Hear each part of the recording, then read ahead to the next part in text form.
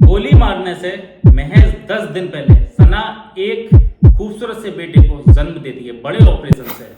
और महज ऑपरेशन के 10 दिन बाद मोबिन अपनी बीवी सना में और अपने पिता रियाजुद्दीन में गोली मारकर उनकी हत्या कर देता है।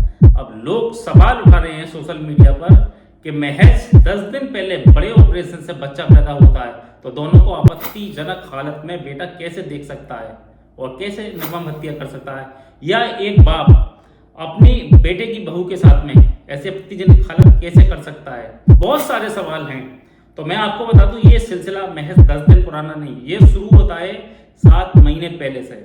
पूरा खुलासा इस वीडियो में करने वाला हूँ, पूरी वीडियो को देखिए। पूरा देश आज इस उत्तर प्रदेश के बुलंदशहर के खुर्जा जिले में हुई इस घटना से बहुत ज्यादा अफसोस मना रहा है और सोच रहा है कि कैसे लोग रिश्तों को तार तार कर देते हैं और एक तरफ बोल रहे हैं कि झूठी अफवाह है।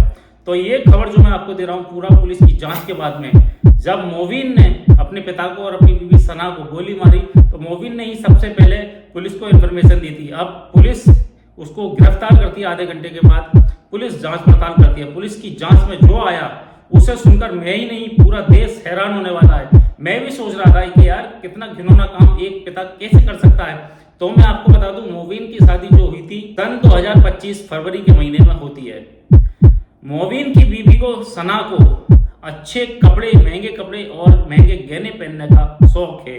ये बात रियाजुद्दीन के अपने बूढ़े पिता ने बताई है। मेरा बेटा रियाजुद्दीन बहुत ही होनहार लड़का था लेकिन अपनी बहू के जाल में फंस गया और ये हमारे घर में इतना बड़ा कांड हो गया। सबसे पहले इस सब साजिश का जो शक होता है मोबिन की अपनी माँ को पता चलता है, शक होता है।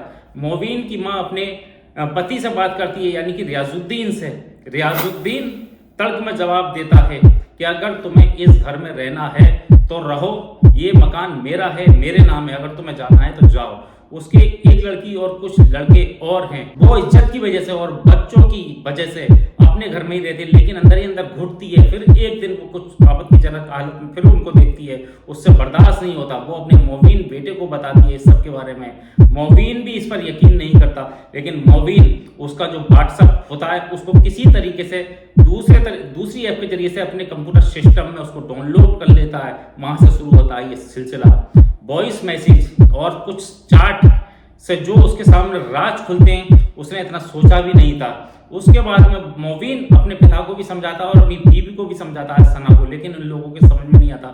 सिलसिला करीब वहीं से शुरू हो जाता है और एक दिन ऐसा आता है कि मोबिन खुद अक्टूबर में रंगे हाथों अपनी बीवी और अपने पिता को देख लेता है। उसके बाद में वो कलेश करता है, कुछ दिन के लिए वो अपने पियर भी जाती है, माफीनामा होता है, सना माफी मांगती है, पिता भी माफी मांगता है लेकिन वो घर आ जाती है। इस बीच में फिर वही सब शुरू होता है, कलेश, लड़ाई झगड़ा। सना के घर वालों को भी मोबिन बुलाता है, पंचायत भी लगती है, घर में लड़ाई झगड़ा कलेश भी होती है। पंचायत करने वाले अपने अपने घर चले जाते हैं। उसी बीच कुछ ऐसा होता है कि लाइसेंसी पिस्तौल मोबिन उसी समय अपने घर से निकालता है, जो कि उसके अपने खुद के पिता की रियाजुद्दीन की थी लाइसेंसी पिस्तौल। उसी समय वो अपने सबसे पहले पिता को मारता है, फिर उसके बाद में अपनी बीवी सना के खूब सर में मारता है। पिता तो ऐन मौके पर भी खत्म हो जाता है लेकिन उसकी बीवी तड़प तड़प कर हॉस्पिटल ले आते खत्म हो जाती है। तो ये जो सब खुलासे किए खुद उस मोबिन ने पुलिस की जांच में बताया है कि मैं अंदर ही अंदर घुट रहा था कि मैं ऐसे रिश्ते से मैं इस रिश्ते को कब तक झेलूंगा। वो पिता जिसने मुझे उंगली पकड़ के चलना सिखाया उसने रिश्तों को तार तार कर दिया।